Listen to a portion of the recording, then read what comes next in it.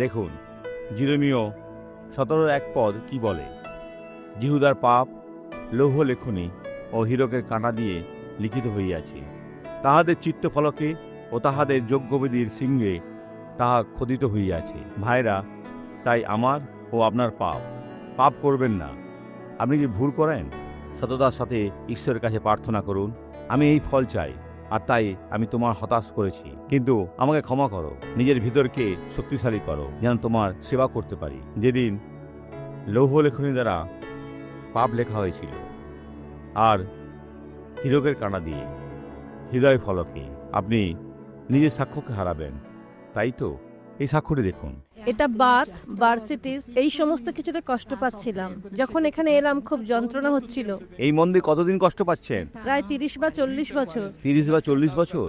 লাঠি নিয়ে কিভাবে চলতেন? আপনি ধীরে চলতেন কিভাবে দেখান? এইভাবে? এখন এটা নিজের কাঁধে রাখুন। সেটাই, এখন দ্রুত চলুন, দ্রুত চলুন, দ্রুত চলুন। বন্ধুরা, এই তো হচ্ছে। এখন ঈশ্বর 30-40 বছরের যন্ত্রণাকে আশীর্বাদে পরিবর্তন করছেন। আসুন প্রার্থনা করি। পিতা, প্রার্থনা করছি, যে পর্যায়ে জিহুদা পৌঁছেছে, এই ব্যক্তিকে সেই অবধি যেতে দিও না। এখন এই ব্যক্তিকে মুক্ত করো। এদের জীবনের সমস্ত মন্দকে ধমক দিই আর বলি, বেরিয়ে যাও, চলে যাও, যিশুর নামে, আমেন।